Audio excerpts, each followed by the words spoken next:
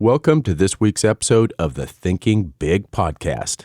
If you're new to the show, be sure to subscribe and follow the podcast in whatever player that you're using. Today, we are going over part 2 of a special 5-part series on the mind and how it really works. In part 1, we went over and talked about our two minds, our two thinking systems, and just how powerful they are. Today, in part 2, we're going to take a deep dive into programming the subconscious thinking system and really understand what it's doing. Next, in part 3, we're going to discuss our built-in Google search engine. Then in part 4, we look at imagination, the heartbeat of our creativity and our growth. In part 5, we'll discuss just how we can harness the power of everything that we have within us. So today, we're going to be thinking big on our minds and the quantum computer within. Welcome to the Thinking Big podcast with Sean Osborne, the show helping you think bigger into your life and potential. Sean believes by equipping you with the tools, strategies, and philosophies required to be successful in all aspects of your life, you can achieve anything you believe in. Empowering our own growth makes a deeply positive and lasting impact on our lives, community, and our world. Now, here's Sean. Welcome back to part 2 of the series of the mind. And today we're going to get into some fun stuff. But before we do, I wanted to just go back and kind of recap on what we did in part 1. And in part 1, we learned about the two minds. We learned that, if you've been in personal development for much time at all, you've heard, conscious and subconscious mind, and you've heard, newer terms like system 1 and system 2 or fast thinking and slow thinking.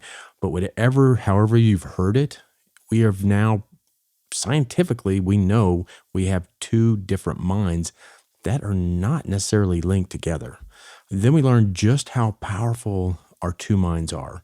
And from here on out, I'll be calling it the conscious mind and subconscious mind. But again, you can substitute it for however you describe your two minds or your two thinking systems. And anyways, we learned that the conscious mind runs at about 2,000 bits per second, and the subconscious mind at an astounding 4 billion bits per second, which means that we are operating consciously at less than 1/2 of 1/millionth of a single percent of what we're actually processing. And then we went into, how we operate. We operate on associations. And association is any connection between any two ideas or experiences, which led us into triggers. And, we're always triggered to everything we see, everything we hear, everything we smell automatically sends a wave of energy through our body that is triggering us, and we're being triggered all the time. And we did that with, the giraffe. Then we went into, really what I consider our unbelievable editing system of editing all of these things together and presenting them to us in a fashion into our conscious mind where we see it. And this editing system, as we said, it's more powerful than any Hollywood studio that you have ever seen or ever dreamed of. And it's doing it real time. It's doing it all the time, and it's never stopping. And we went into, basically how those, we did the clapping test and how those things weren't, we made it seem to us that it was all happening at the same time, but it was not happening at the same time. We talked about the subconscious thinking and how it's, really always searching. It's one of those ancient things. That's something that we have and it's automatic. It takes virtually no power, no resources for our subconscious mind to operate. Which is in contradiction to our conscious thinking, which is really who we think we are. It's the analyzing and the planning. Its job is to, look and really organize and set goals, and it's really who we think of when we think of ourselves. And this conscious mind is somewhat recent. If we look at organisms and the history of everything we know, and it's something that we have to do intentionally. Your conscious mind it's not like your subconscious mind where it just automatically comes up with things. Automatically. You have to intentionally use your conscious thinking. And, one of the things we did and was on the show, the artwork for the podcast, was we cannot think in contradictions. We went through that picture that, had multiple images on it, and we can only consciously think of one of those at a time. We cannot think, our subconscious mind cannot think in contradictions. So let's get into part 2. And this is really programming your subconscious mind. We were all programmed, by the time we were 7 for our environment. We all know this. This is science that we are all, there's quotes for it. We are all programmed by our tribe by the time we're 7 years old. And that's kind of the operating system that has been downloaded to us. So what we want to do is we want to learn how to program this subconscious mind. We want to learn to use it to our benefit rather than just it having run on its own automatically in the background with no conscious effort at all to do anything with it. So let's get into this a little bit. And one thing to know is your subconscious mind is always on.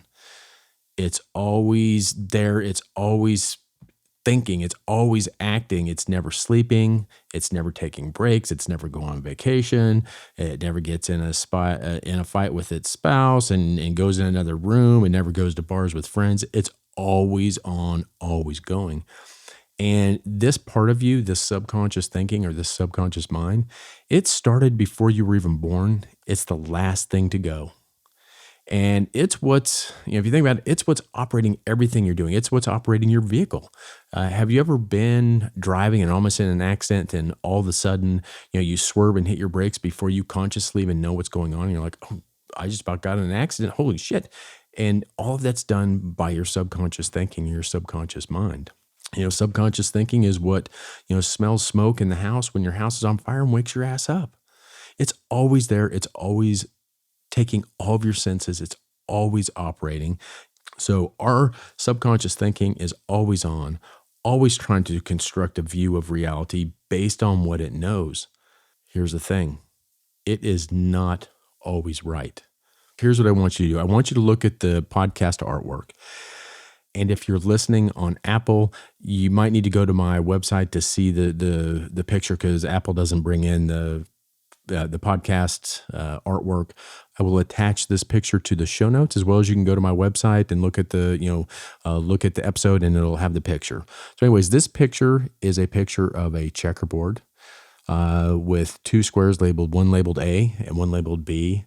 It's got a green sphere on it. Some of you might have seen this picture before. It's a pretty famous picture, and they call it an illusion, but it's not really an illusion.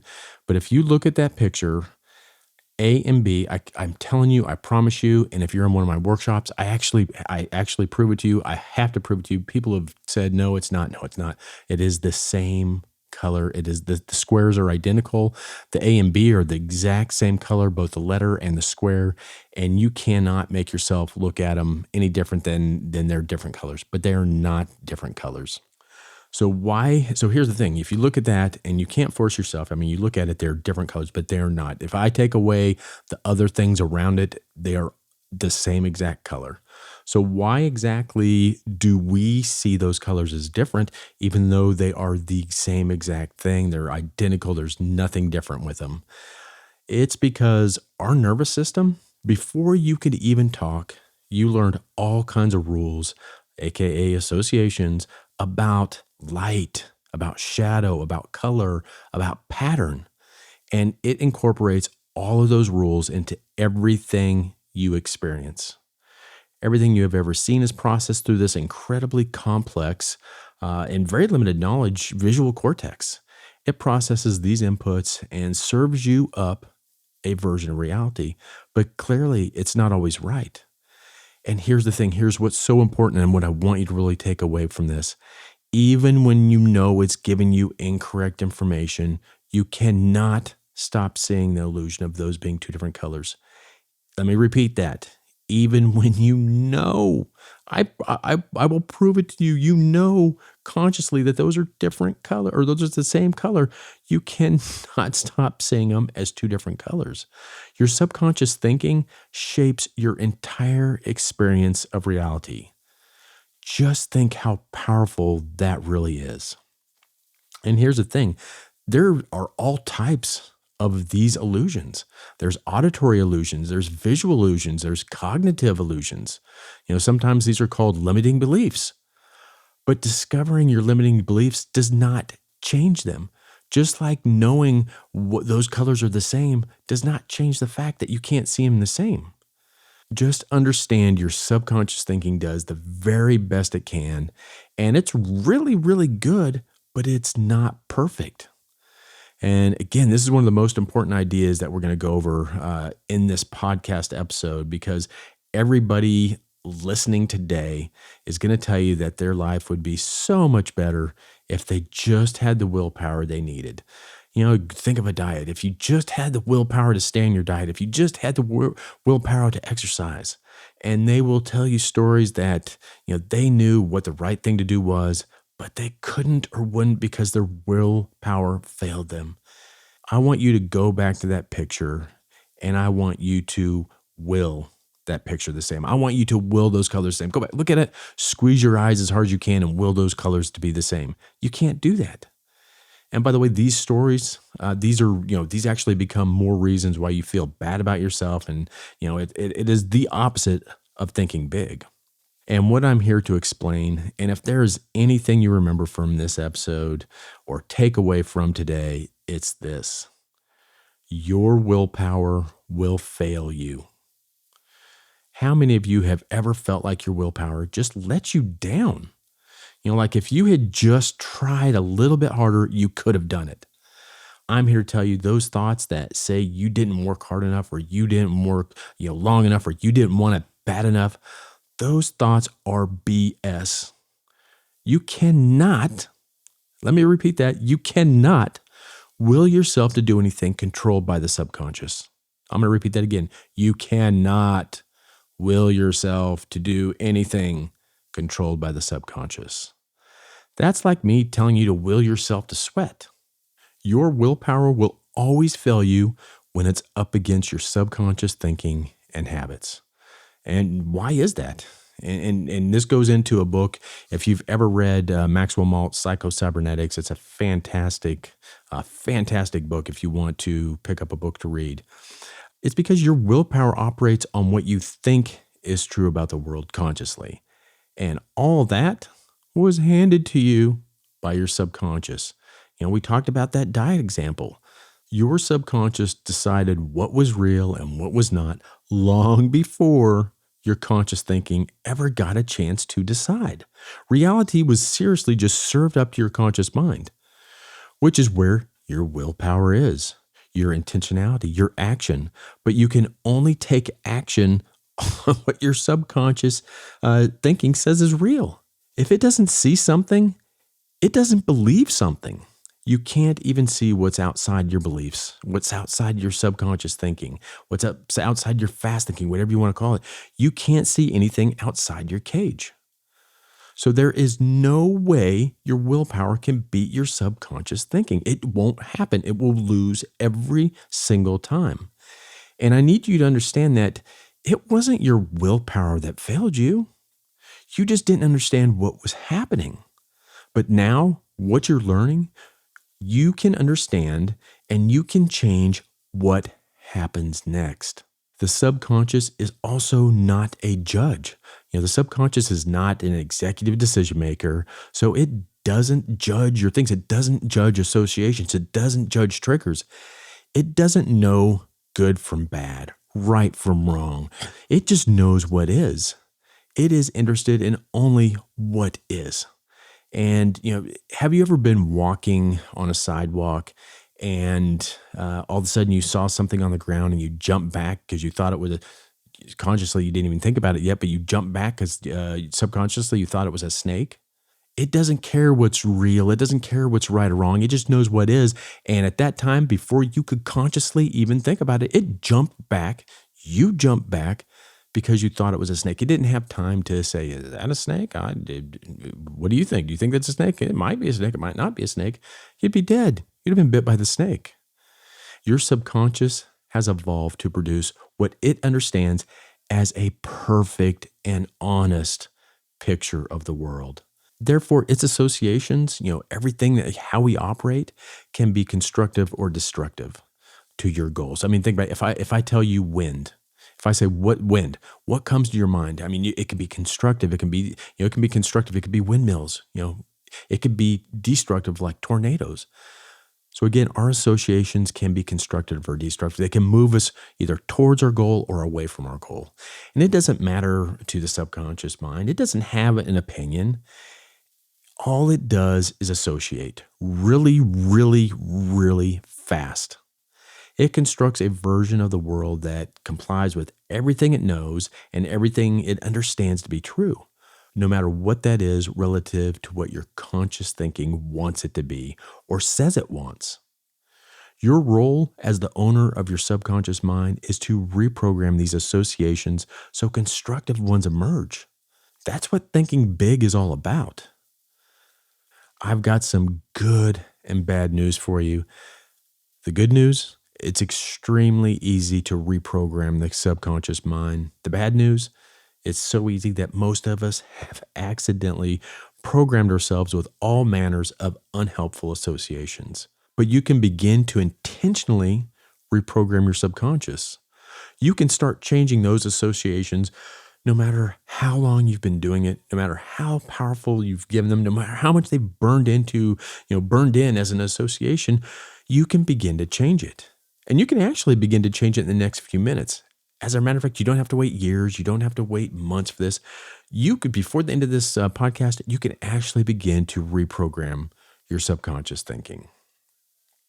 Let's start by anchoring. It's really a new starting point for our thoughts and what we have. So what is anchoring? And you might have heard this through NLP and other things, but everything is an anchor to something else. Everything is an anchor to something else. We relate all people and all things to all people and all things all the time, regardless of whether we are aware of it or not. And reprogramming begins with anchoring. Anchoring is establishing a new starting point for the association which comes next. What happens is, the nervous system experiences a trigger. It starts lighting up with all kinds of associations like we did with the giraffe in one. So many that we cannot even come close to experiencing them all. And there is a process that your nervous system uses, and a good analogy is voting. And your nervous system takes a vote. The associations that are the strongest are the ones that become dominant. And when they become powerful enough, they fill your nervous system, they become loud enough, they go over the crowd of competing ideas, and they emerge into your conscious thinking. And you, the part of you that thinks, you as yourself, the conscious thinking, has this idea. It's kind of like the idea is behind the curtain, the subconscious mind is behind the curtain doing all this stuff and then, pushes the idea onto stage. That's really what's happening. You're just being informed of this one idea. It's getting pushed onto stage. The whole idea will appear, fully formed. It's all there. That's what happened with the giraffe in part one. You might have had 1,000 ideas, then bam, tall, zoo, Toys R Us, whatever it was. So your nervous system had a vote and it picked the strongest and loudest associations. And that is what emerged into your conscious awareness. So we're going to use something called anchoring to change who is the strongest. So we're going to do a little test, and you can do this on a podcast. You don't need anything.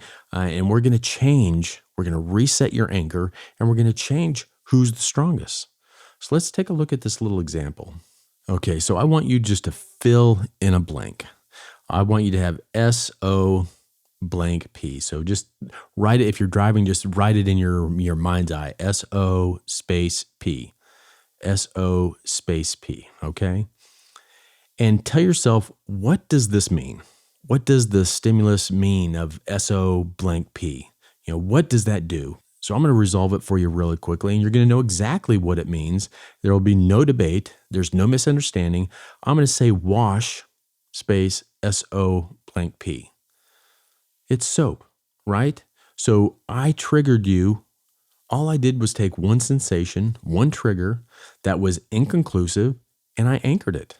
That's what the word ahead of it did. It just set the tone. It set the stage. It created the powerful piece of information that when you view that uncertain piece of information, it is no longer in conflict. You have no doubt what it means. And now I'm going to do it again. I want you to put EAT in front of it instead of wash. I'm going to put eat instead of wash.